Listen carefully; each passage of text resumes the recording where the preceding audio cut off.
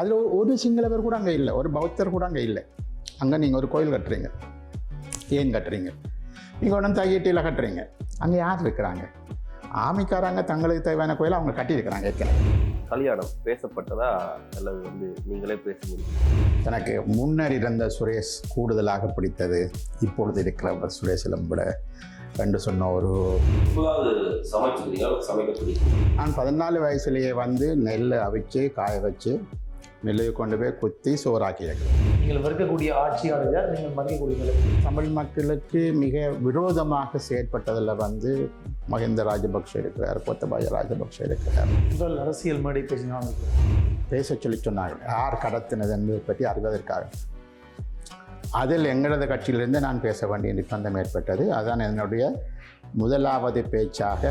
அரசியல் வாழ்க்கையில், இயக்க வாழ்க்கையில் மறக்க முடியாத சம்பவங்கள், வழிபட்டு தப்பின சம்பவங்கள், உயிர் தப்பின சம்பவங்கள், இப்படி பல சம்பவங்கள் இருக்குது.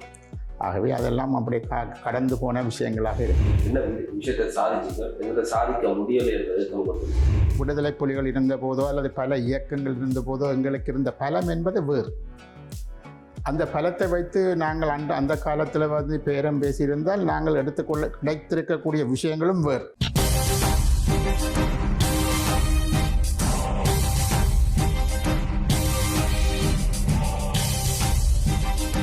தொடர்ந்து பேசலாம். இது நக்கீரன் சபையில் புட்டுக்கதை. திரு சுரேஷ் பிரேமச்சந்திரன் அவர்கள் பல்வேறுபட்ட விஷயங்கள் எங்களோட பகிர்ந்து கொண்டிருக்கார். சரி, நிறைய இயக்க விஷயம், அரசியல் விஷயம் வரை நாங்கள் பேசிக்கொண்டிருக்கோம். வாழ்க்கைக்கு வருவோம். கல்யாணம் பேசப்பட்டதா அல்லது நீங்களே பேசி முடிச்சிட்டீங்களா? நாங்களே பேசி முடித்து கொண்டோம். அது எனது மனைவி மட்டக்களப்பை சேர்ந்தவர். அவரும் இந்தியாவில் படிப்பதற்காக வந்திருந்தார். அவரும் ஒரு கிராஜுவேட். ஆகவே அந்த காலகட்டத்தில் எங்களுக்கு நாங்கள் அங்கே வந்த இலங்கை மாணவர்கள் பல பேருக்கு நாங்கள் உதவிகள் செய்து கொண்டிருந்தோம். என்று சொன்னால் அன்றைய காலகட்டத்தில் மாணவர்கள் மத்தியில் ஒரு அமைப்பு இருந்தது, ஈழ மாணவர் பொதுமன்றம் என்று சொன்ன ஒரு அமைப்பு இருந்தது.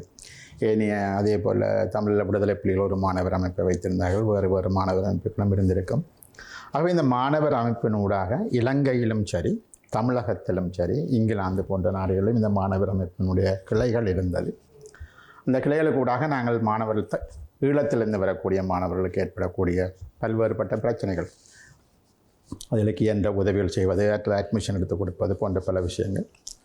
ஆகவே அப்படியான ஒரு நிலையில் எனது மனைவியாரும் எனக்கு தெரிய வந்தது. ஆகவே பேசி நண்பர்களாகி நாங்கள் பிறகு திருமணம் முடித்து கொண்டோம். அதுக்கு பிறகு நீங்கள் தான் அரசியலுக்கு வந்திருக்கீங்க. அதுக்கு பிற்பாடு தான் அரசியலுக்கு வந்து எப்பயாவது அரசியல் வேண்டாம் சொல்லி அப்படி சொல்கிறது என்பதிலும் விட எனக்கு முன்னர் இருந்த சுரேஷ் கூடுதலாக பிடித்தது இப்பொழுது இருக்கிற சுரேஷிலும் விட என்று சொன்ன ஒரு விடயம். ஏன்னா நான் கொஞ்சம் ஒரு நிறைய தோழர்கள், ஸோ நிறைய பொறுப்புகள், சில சமயங்களில் அவர்களுடன் கடுமையாக நடக்க வேண்டிய எல்லாம் இருக்கும். ஸோ அப்படியான சில சம்பவங்கள். இப்பொழுது நான் கொஞ்சம் மாறி இருக்கிறேன் என்பது என்னுடைய மனைவியினுடைய கருத்து. நிறையவே மாறி இருக்கிறேன் என்பது ஒரு கருத்து. அதாகவே சில சமயம் நீங்கள் முந்தி இருந்த சுரேஷ் மாதிரி இருக்கலாம். ஆனால் அரசியல் ரீதியிலும் கூட இப்பொழுது எனக்கு 68 வயசு. ஆகவே என்னுடைய மனைவி மாத்திரமல்ல, என்னுடைய பிள்ளைகளே, இது நீங்கள் ரிட்டையர் பண்ணுற ஏஜ் கடந்த ஆச்சுது. ஆகவே நீங்கள் ஏன் இன்னும் ரிட்டையர் பண்ணாமல் இருக்கிறீர்கள் என்ற கேள்வி தொடர்ந்து என்னுடைய குடும்பத்துக்குள் இருக்கிறது. ஆகவே நீங்கள் ரிட்டையர் பண்ணிவிட்டு இன்னும் உலகத்தை பார்க்கலாம், உலகத்தை இன்னும் படிக்கலாம், உங்களுடைய அனுபவங்கள் எழுதலாம் என்பது என்னுடைய பிள்ளைகளுடைய கருத்து மாத்திரமே, பல பேருடைய கருத்துக்கள். நான் அதை பற்றி நிறையவே யோசித்து கொண்டும் இருக்கிறேன். ஆகவே எனக்கு எதிராக என்னுடைய அரசியல் வாழ்க்கைக்கு எதிராக என்னுடைய மனைவியோ குழந்தைகளோ குடும்பத்தில் உள்ளவர்களோ அப்படி இல்லை. ஆனாலும் கூட இப்பொழுது ஒரு 67 வயசு முடிந்த இருக்கக்கூடிய ஒரு நிலையில் தொடர்ந்தும் தேவைதானா என்று சொன்ன ஒரு விஷயம். சரி, 8 மனசவாவில் பிரித்து கொண்டு 7ஆம் மட்டும் சுட்டாத உலகம் இல்லை. அதனால் உலகம் சுட்ட வேண்டிய தாண்டியாச்சு. அப்போ என்னென்ன நாட்டுக்கெல்லாம் பயணித்திருக்கிறீர்கள்? இந்த நாடு நிறைய நாட்டுக்கு நான் பாராளுமன்ற உறுப்பினராக இருந்த காலத்தில் கட்சி என்று சொல்லிச்சு தமிழ் மக்களினுடைய அரசியல் விடயங்கள் சம்பந்தமாக மிக பல நாடுகளுக்கு, ஆசியாவில் இருக்கக்கூடிய மலேசியாவோ சிங்கப்பூரோ தாய்லாண்டோ ஹாங்காங்கோ பல நாடுகளுக்கு போயிருக்கிறோம். ஐரோப்பிய யூனியனில் இருக்கக்கூடிய பல நாடுகளுக்கு அங்கே இருக்கக்கூடிய அதிகாரிகளை அல்லது அமைச்சர்களை சந்திப்பதற்கு நான் மாத்திரமல்ல, திரு சம்பந்தன் அவர்கள், திரு சேனாதிராஜா எங்களுடன் சேர்ந்து பல பேர் அப்படியான பல விஜயங்களை பல நாடுகளுக்கு, ஃப்ரான்ஸோ, ஜெர்மனி, இது இத்தாலி, பெல்ஜியம் அல்லது ஆஸ்திரியா, நிறைய நாடுகள், ஃபின்லாந்து, டென்மார்க், நோர்வே, இங்கிலாந்து உட்பட பல நாடுகளுக்கு போயிருக்கிறோம். அதே மாதிரி அமெரிக்கா போன்ற நாடுகளுக்கும் போயிருக்கோம். அது ஒரு எமது வேலை பணி காரணமாக சுற்றி பார்ப்பதற்கென்றது கிடையாது. வேலை பணிகள் நான் ஏற்கனவே இங்கிலாந்தில் இருந்தபடியே எனக்கு இங்கிலாந்து பற்றி நிறையவே தெரியும். ஏனைய இடங்களுக்கு வேலை காரணமாகத்தான் நான் போயிட்டு வந்திருக்கேன். சரி, எல்லாம் ஒரு பக்கம் இயக்கம், அரசியல், அதுக்கு பிறகு அரசியல் வாழ்க்கை, குடும்ப வாழ்க்கை நடக்கிறது. எப்போதாவது சமைச்சுக்கிறீங்களா, சமைக்க பிடிக்குமா? என்னுடைய வீட்டில் எல்லாருமே சமைப்பார்கள். நானும் உங்களை எல்லாரும் கூட நல்லா சமைப்பேன். உங்களோட சமையலை பற்றி எனக்கு தெரியாது, பட் நிச்சயமாக நான் உங்களை விட நல்லா சமைப்பேன்ற ஒரு நம்பிக்கை எனக்கு இருக்குது. நான் 14 வயசுலேயே வந்து நெல்லை அவிச்சு காய வச்சு நெல்லை கொண்டு போய் குத்தி சோறாக்கி இருக்கிறேன். அது நான் விஸ்வமடைவில் ஓலெவல் பாஸ் பண்ண உடனே விஸ்வமடையில் என் அண்ணாக்கு ஒரு காணி இருக்குது. இந்த காணியில் நான் ஒரு வருஷம் கமன் செய்தேன். என்ன மிளகாய் தோட்டம் செய்தேன். ஆகவே அன்றையிலிருந்து நான் சமைக்க ஆரம்பிச்சுட்டேன். இயக்க காலத்தில் என்ன நிறையவே சமைச்சிருக்கிறேன். பிற்பாடு திருமணம் முடித்த அப்புறம் இப்போ நான் தோசை செய்ய வேணும் என்றாலும் செய்வேன், இடியப்பம் வைக்க வேணும் என்று சொன்னாலும் அடிப்பேன், புட்டை வைக்க வேணும் என்று சொன்னாலும் வைப்பேன், எண்ணெய் கறி வைக்க வேணும் என்று சொன்னாலும் வைப்பேன். அதாவது தமிழ் பாரம்பரியத்தில் பண்பாட்டில் இருக்கக்கூடிய சகல விஷயங்களையும் செய்வேன். இப்பொழுது தான் உங்களுக்கு நிறைய ரெசிபி பார்க்கலாம், யூடியூப்பில் ரெசிபி பார்த்தும் சில விஷயங்கள் செய்வேன். நீங்கள் சமைச்சுதாங்க அப்படின்னு சொல்லி எத்தனை தரம் சமைச்சு கொடுத்துருக்கேன். நான் வைக்கக்கூடிய சூப் என் பிள்ளைகளுக்கு நல்லா பிடிக்கும். யாருடைய சமையல் வீட்டில் பிடிக்கும்? உங்களுடைய சமையல் இல்லை அம்மாவுடைய சமையல்? அம்மாவோட சமையல் எப்பவும் பிடிக்கும். ஆனால் என்னுடைய சமையல் வந்து மோசமான சமையல், நல்ல சமையல் தான். சரி, தங்களுக்கு பிடித்தது அம்மா சமையல், மனைவி சமையல்? எங்களுக்கு எங்களுக்கு பிடிச்ச ஆரம்பத்தில் என்ன சொல்லிச்சோன்னா, எங்களை வீட்டு எல்லாருக்கும் கூழ் பிடிக்கும். அண்ணா குழம்பிலிருந்து வந்தால் பெரிய கூழ் தான் முதலாவது விஷயமாக இருக்கும். அது நாங்கள் மாத்திரமில்லை, அந்த நண்பர்கள், உறவினர்கள் பல பேரை சேர்ந்த கூழாக இருக்கும். அது ஆரம்பத்தில் இருந்த அந்த கூழ் இன்றைக்கு ஒரு மரக்கறி கிடைச்சாலும் சரி அல்லது ஒரு மீன் கிடைச்சாலும் சரி என்னுடைய சகோதரிகள் உடனே கூழ் வைப்பார்கள். ஆகவே அவை லண்டனில் இருக்கணும் என்று சொன்னாலும் எங்களோட வீட்டை முதல் பிடித்த விஷயம் என்பது முதலாவது கூழ். சோறு கறி எல்லாரும் சாப்பிட்றத. ஸோ ஆகவே வந்து ஆனால் அந்த விஷயங்கள் கூட செய்யணும். மற்றபடி எனக்கு என்னுடைய ஒய்ஃபினுடைய நல்லா தான் சமைப்பாங்க. என்னுடைய அம்மாவோ இல்லை என்னுடைய ஒய்ஃபோ எல்லோரும் நல்லா தான் சமைப்பாங்க. சரி, நாங்கள் புட்டை வந்துட்டு உணவாக கொண்டு வந்ததுக்கு காரணம் வந்து நீங்கள் ஏதாவது? ஆனால் இந்த புட்டு வந்து வெள்ளைப்புட்டாக இருக்குது. வெள்ளைப்புட்டாக இருக்குது இல்லை, அதை கொண்டு இது கோதமமா புட்டாக இருக்குது. இல்லை, ஏன்னா யாழ்ப்பாணத்தில் கோதமமா புட்டு எல்லாரும் சாப்பிட்றது கொஞ்சம் குறைவு. என்னது அரிசிமா கலைப்பாங்க, கொஞ்சம் வித்தியாசமாக, கொஞ்சம் என்ன சொன்னால் அரிசிமா கலந்து தான் கூடுதலாக இங்கே புட்டு செய்வாங்க. சிங்கள நாட்டில் வந்து அஃப்கோர்ஸ் கோதுமை புட்டு தான் அவர்களுக்கு கூட கோதுமை மாடியப்பம் கோதுமை புட்டு தான் செய்வாங்க. எங்களுக்கு கேரளாவிலும் கூட நீங்கள் பார்த்தீங்கன்னு சொல்லிச்சுன்னா அரிசிமா புட்டு இருக்கும், அரிசி மாடியப்பம் இருக்கும். கேரளா சாப்பாட்டு ஸ்டைலும் யாழ்ப்பாணத்து சாப்பாட்டு ஸ்டைலும் கிட்டமுட்ட உண்டாக இருக்கும். 100% இல்லாட்டிக்கும் கிட்டமுட்ட உண்டாக இருக்கும். இடியப்பம், புட்டு, கறிகள், இப்படி தேங்காய் பாவிக்கிறது, இப்படியான விஷயங்கள். சரி, கூழ் வீட்டில் கட்டாயம் இருக்குமென்னு சொன்னீங்க. கூழை தவிர சாப்பாடு பிடிக்கும் அப்படின்னு சொன்னால் நீங்கள் சொல்லுங்கள். என்னோட சொல்கிறது இடியப்பம் நல்லா எனக்கு விருப்பம், தோசை விருப்பம், சோறு கறி கப்பால். கறியல்னு பார்த்தோம்னா எனக்கு கீரை நல்லா பிடிக்கும், முளைக்கீரை எனக்கு நல்லா பிடிக்கும்.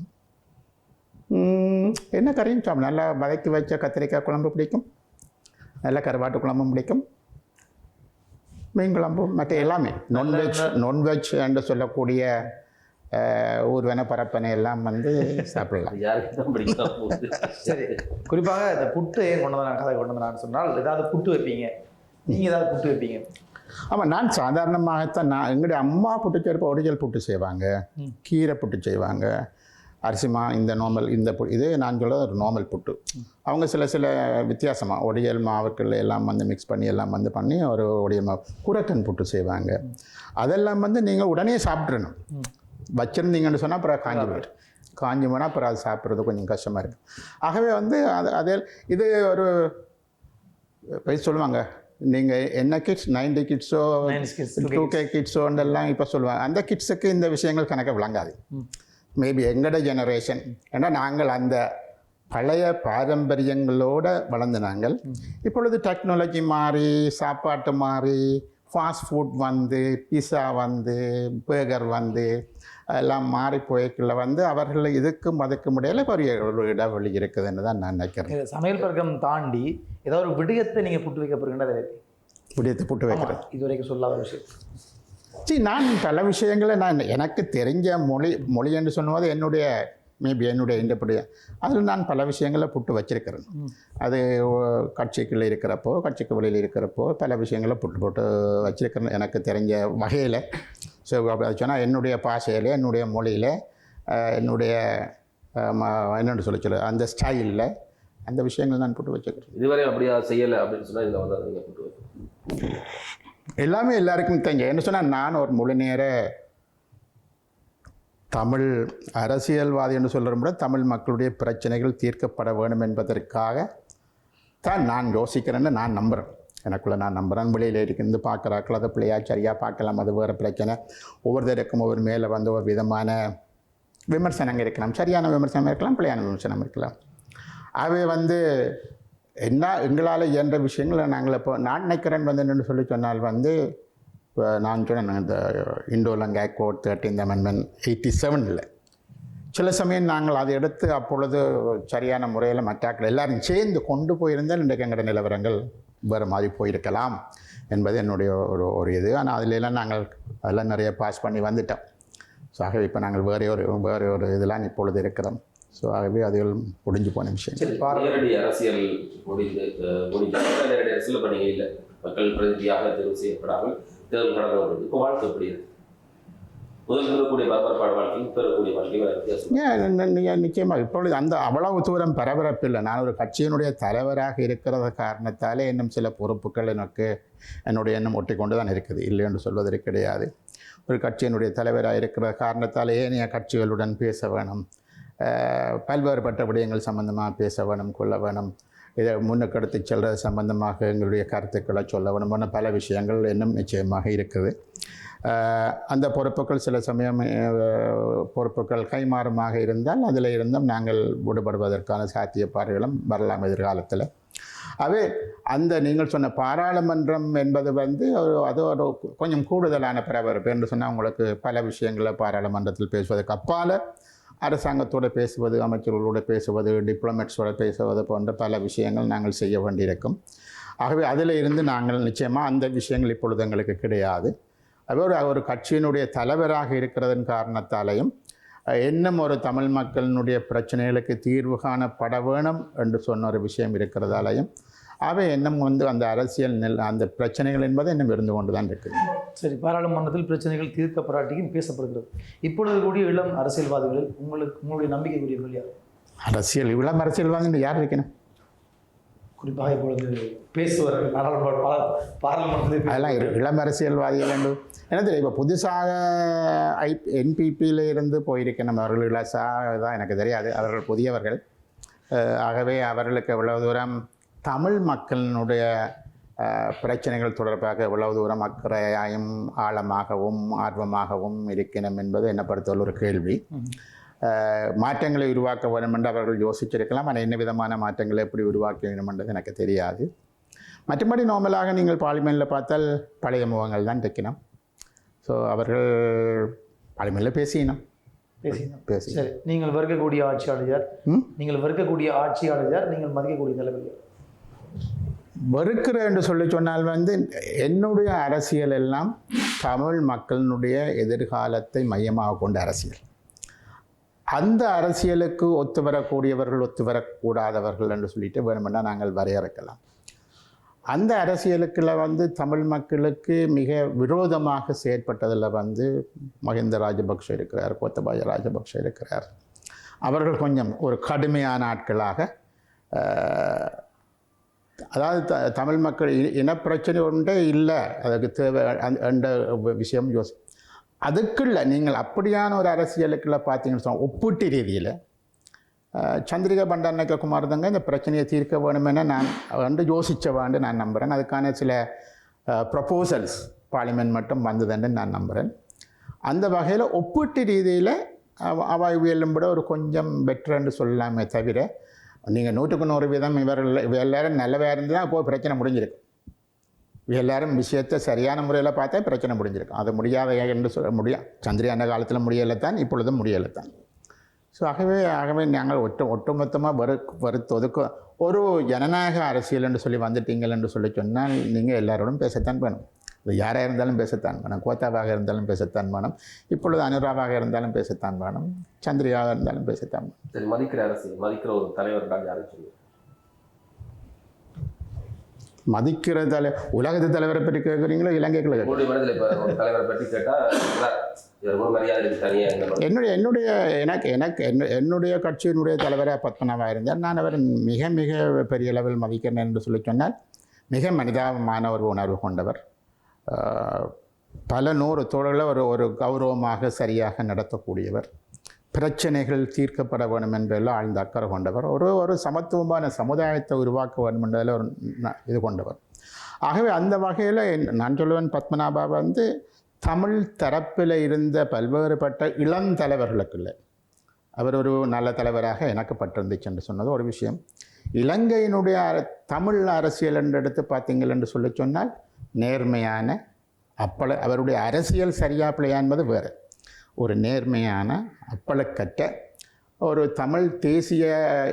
தமிழ் மக்களுக்கு ஒரு தேசிய இன உணர்வை ஊட்டியவர் என்று சொல்லிக்க செல்வநாயகம் அவர்கள் என்னை பொறுத்தவரையில் அவர் அதை செய்திருக்கிறார் என்று தான் நான் நினைக்கிறேன்.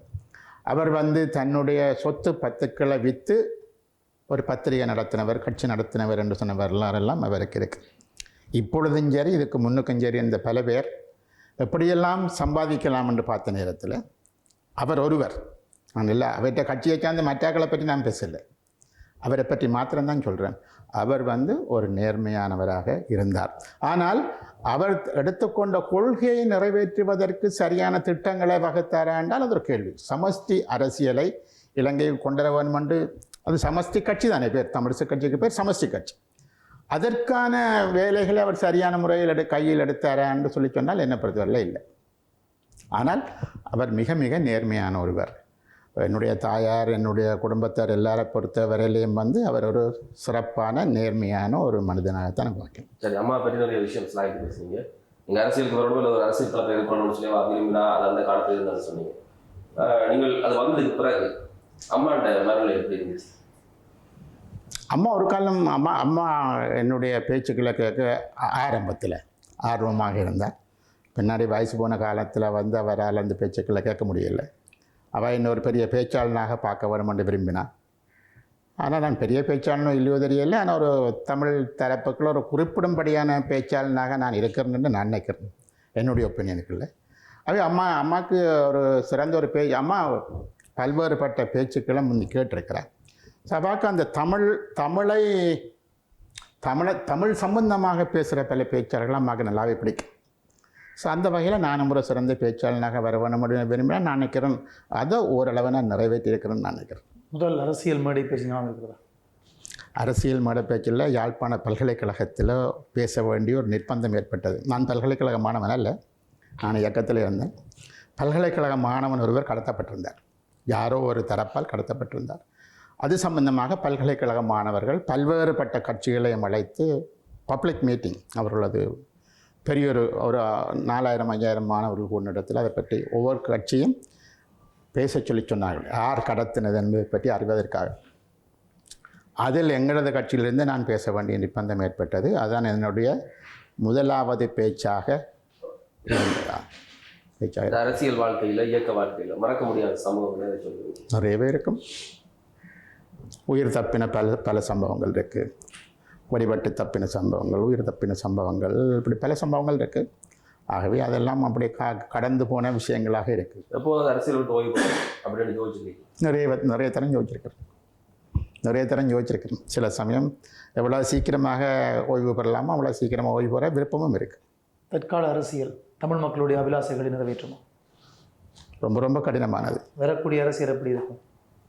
இப்பொழுது இருக்கக்கூடிய அரசியல் கூட தங்களை ஒரு ஆங்கிலத்தில் சொன்னால் ஒரு பொப்புலிஸ்ட் என்று சொன்னால் மக்கள் மத்தியில் தங்களை ஒரு சிறந்த ஆட்களாக காட்டுறது என்ற ஒரு விஷயத்தை தவிர தாங்கள் சொல்கிற விஷயத்தில் சீரியஸாக இருக்கிறார்களா? சமத்துவம், ஒரு மத சார்பின்மை, சாதி மத பேதமற்ற இன பேதமற்ற ஒரு சமூகத்தை இது எல்லாத்திலும் அவர்கள் உறுதியாக இருக்கணுமா? உறுதியாக இருந்தால் பட்ஜெட்டு பிரச்சனை இன்றைக்கு நடந்து கொண்டிருக்காது. சரிதானே? எல்லாம் நாங்கள் என்னென்னு சொல்லி சொன்னால் இன்றைக்கு என்னென்னு சொல்லுது மன்னார் திருக்கேதீஸ்வரம், அது 1000-2000 ஆண்டு பழமையான ஒரு கோயில். திருஞான சம்பந்தர் தேவாரம் பாடியிருக்கிறார். இப்படியெல்லாம் அதுக்கு ஒரு வரலாறு இருக்குது. அதுக்கு முன்னால் கொண்டு வந்து ஒரு புத்த கோயில் கட்ட வேணும் என்று சொன்ன தேவை ஏன் வந்தது? சரிதானே? அதில் ஒரு சிங்களவர் கூட அங்கே இல்லை, ஒரு பௌத்தர் கூட அங்கே இல்லை. அங்கே நீங்கள் ஒரு கோயில் கட்டுறீங்க, ஏன் கட்டுறீங்க? நீங்கள் உடனே தையீட்டியில் கட்டுறீங்க, அங்கே யார் இருக்கிறாங்க? ஆமிக்காரங்க தங்களுக்கு தேவையான கோயிலை அவங்க கட்டியிருக்கிறாங்க ஏற்கனவே. ஒவ்வொரு ஆமிக்காம்பியும் சின்ன சின்ன கோயில்கள் இருக்குது.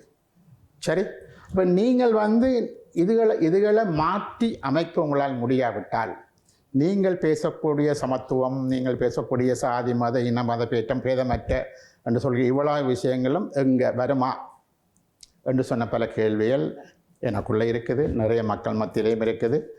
ஆகவே அந்த கேள்விகளுக்கெல்லாம் மிக விரைவாக இவர்கள் பதில் சொல்வார்கள் என்று நான் எதிர்பார்க்கவில்லை. சரி, அரசியலில் ஒரு சாதிக்கணும்ன்ற கூட புறப்பட்டிருக்கீங்க.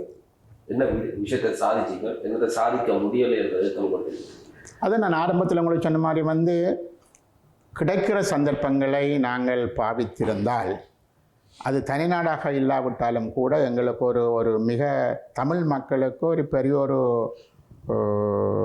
என்னென்னு சொல்கிறது உரிமைகளை பெற்றுக் கொடுத்த ஒரு நிலையை உருவாக்கியிருக்கலாம். என்றால் எங்களுக்கு கிடைத்த சந்தர்ப்பம் என்பது இந்திய இராணுவம் இங்கு வந்திருந்த பொழுது வடகிழக்கு இணைக்கப்பட்டது, ஒரே மாநிலமாக ஒரே மாகாணமாக கொண்டு வரப்பட்டது. திருவோணமலை எங்களது தலைநகரமாக மாற்றப்பட்டது. திருவோணமலையெல்லாம் வடகிழக்குக்கான மையமாக அங்கே தான் எல்லாம் செய்யப்பட்டது. தமிழ் போலீஸ் ஒன்று உருவாக்கப்பட்டது. இந்திய போலீஸார் பயிற்சி கொடுத்து தமிழ் போலீஸ் ஒன்றை உருவாக்கியிருந்தார்கள். இப்படி பல விஷயங்கள் அன்றைக்கு நடந்தது. அந்த விஷயங்கள் தொடர்ந்து இருக்குமாக இருந்தால் நிலைமைகள் மாறி இருக்கும். அதில் ஈழ மக்கள் புரட்சிகர விடுதலை முன்னணியோ நான் அங்கம் வைக்கின்ற கட்சியோ எனது தலைவரோ எல்லோருமே அதுக்கு மிக பாரிய பங்களிப்பை வழங்கியிருந்தார்கள். பட் அன்ஃபார்ச்சுனேட்லி அது இல்லாமலே போய்விட்டது. ஸோ இப்பொழுது இருக்கக்கூடிய நிலைமையை பார்த்தோம் என்று சொல்லி சொன்னால் எல்லாத்தையுமே பறிகொடுத்த ஒரு நிலைக்குத்தான் நாங்கள் இப்பொழுது இருக்கிறோம். இப்பொழுது மாகாண சபை தேர்தல் கூட வருமா? மாகாண சபையில் இருக்கக்கூடிய முந்தி இருந்த அதிகாரங்கள் எல்லாமே திரும்ப கிடைக்குமா? பல அதிகாரங்கள் பறிக்கப்பட்டிருக்குது. இப்படியான பல விஷயங்கள் இன்றைக்கு நாங்கள் தமிழ் சமூகம் மிக மிக பலவீனமான ஒரு நிலையில் இருக்குது. இவர்களுக்கு என்ன சொல்கிறது, நாங்கள் என்னவும் கேட்கலாம், என்னத்தை பற்றியும் பேசலாம். பட் எங்களுடைய விடுதலை புலிகள் இருந்த போதோ அல்லது பல இயக்கங்கள் இருந்த போதோ எங்களுக்கு இருந்த பலம் என்பது வேறு. அந்த பலத்தை வைத்து நாங்கள் அந்த காலத்தில் பேரம் பேசியிருந்தால் நாங்கள் கிடைத்திருக்கக்கூடிய விஷயங்களும் வேறு.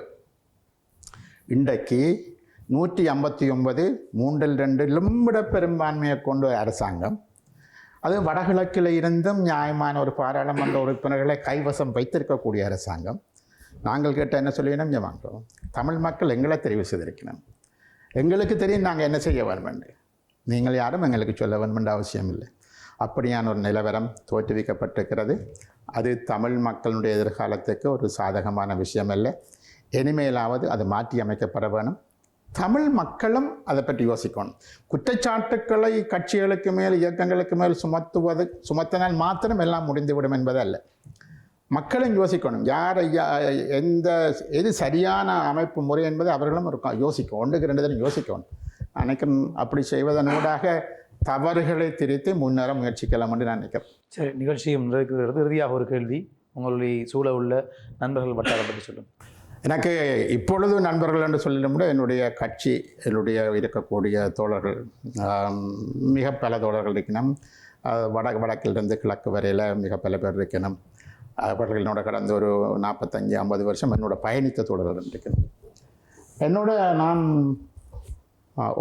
ஓலெவல் படிக்கிற பொழுது என்னோட இருந்த பல நண்பர்கள், ஒரு சிலர் இன்னும் இங்கே இருக்கணும் யாழ்ப்பாணத்தில். ஆகவே அவர்கள் இடசுவம் டெலிஃபோன் பண்ணுவினம், பேசுவினம், அப்படி என்ன நடக்குன்னு கேட்பினும். வெளிநாட்டில் இருந்தும் சிலவர்கள் காய்ப்பாங்க. அவை என்னுடைய இங்கே இருந்த என்னுடைய பள்ளிக்காலம் என்பது கடைசியாக ஓலெவல் மாத்திரம்தான் நான் இங்கே படிக்கக்கூடியதாக இருந்தது. இப்போ நான் லண்டன் போய்விட்டேன். அவை அந்த நண்பர்கள் வட்டம் முழுமையாக இல்லாவிட்டாலும் அதில் பல பேர் தொடர்பில் இருப்பினும் வெளியிலிருந்து வந்தால் வருவார்கள், சந்திப்பார்கள், பேசுவோம், அப்படியான விஷயங்கள் எல்லாம் இருக்கும். ஸோ இப்போ இங்கே என்னுடைய நாட்டில் நாங்கள் ஒரு பெரிய குடும்பம் இதென்று சொல்லி சொன்னாலும் இப்பொழுது நாட்டில் யாரும் இல்லை.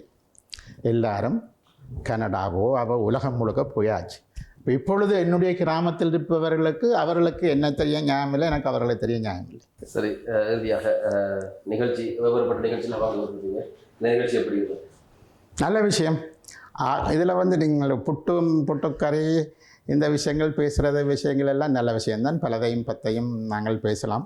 இந்த யாழ்ப்பாணத்தினுடைய தொன்மையை பற்றி, யாழ்ப்பாணத்தினுடைய வரலாறுகளை பற்றி, அது மொழியாக இருக்கலாம், சமயமாக இருக்கலாம், கலாச்சாரமாக இருக்கலாம், பண்பாடாக இருக்கலாம், கவிதையாக இருக்கலாம், என்னும் அது கொஞ்சம் நினைக்கிறேன் இந்த இந்த இந்த மேசையில் அந்த புட்டு விஷயத்தோட ஏன் நான் பேசுகிறேன்னு சொன்னால் எங்களோட பழைய கூழ் விஷயமாக இருக்கலாம். பல்வேறுபட்ட விஷயங்கள் இன்றைக்கு இருக்கக்கூடிய 2K கிட்ஸுக்கு நாங்கள் அதை கொடுக்க வேணும். ஏனென்று சொன்னால் அவர்கள் அதை காவி கொண்டு போக வேணும். அவர்களுக்கு இது கொஞ்சம் தெரிகிறது கொஞ்சம் குறைவென்று நான் நினைக்கிறேன். தெரியாதுன்னு நான் சொல்ல வரையில் எல்லோரும் டெலிஃபோனில் எல்லாத்தையும் பார்க்கலாம். அது பார்த்தா மாத்திரம் போதாது. தங்களுடைய மொழியை பற்றின ஒரு ப்ரௌட்னஸ், நான் தமிழண்டான்னு சொன்னால் ஏன் நான் தமிழண்டா அதில் பெரிய ப்ரௌட் வர வேணும் என்று சொன்னால் அப்படியான ஒரு மொழிக்கு நான் அந்த அதில் பிறந்திருக்கிறேன் என்று சொன்னது. உலகத்தில் ஒரு முதன்மையான மொழி என்பது என்னுடைய தாய்மொழியாக இருக்கிறது என்பது அதனுடைய ரிச்னஸ், அந்த மொழியினுடைய அந்த ரிச்னஸ் இருக்குத்தானே. இலக்கியம், கவிதை, கட்டுரை, திருக்குறள், அகநானூறு, இது எங்களுடைய இளம் சமூகத்துக்கு கொஞ்சம் தெரியணும். நான் யார், வெறுமனே இதுகளை பார்த்துட்டு மாத்திரம் போனால் அது கொஞ்சம் உள்ளுக்கு போக வேணும். ஸோ நான் நினைக்கிறேன் நீங்கள் அதுகளையும் கொஞ்சம் கூட செய்வீங்கன்னு நினைக்கிறேன். அது நல்லது. எல்லாருக்கும் வணக்கம், நன்றி. திரு சுரேஷ் பிரேமச்சந்திரன் பல்வேறுபட்ட விஷயங்கள் இளமை காலங்களை மீள இணைந்திருக்கிறோம். அவருடைய வாழ்க்கை எப்படி கடந்து போயிருக்கிற என்ற விடயத்தை நிகழ்ச்சி பகிர்ந்து கொண்டிருக்கிறது. வருகிற வாரம் இன்னும் அதிகளோடு சந்திக்கலாம். அதுவரை இணைந்து கொண்டவர்களுக்கு நன்றிகளையும் வாழ்த்துக்களையும் சொல்லிக்கொண்டே விடைபெற்றுக் கொள்வோம். நாங்கள் நான் உங்கள் டிடிஷியான் என்று கணநாதன் சாந்தன். வணக்கம் நேயர்களே.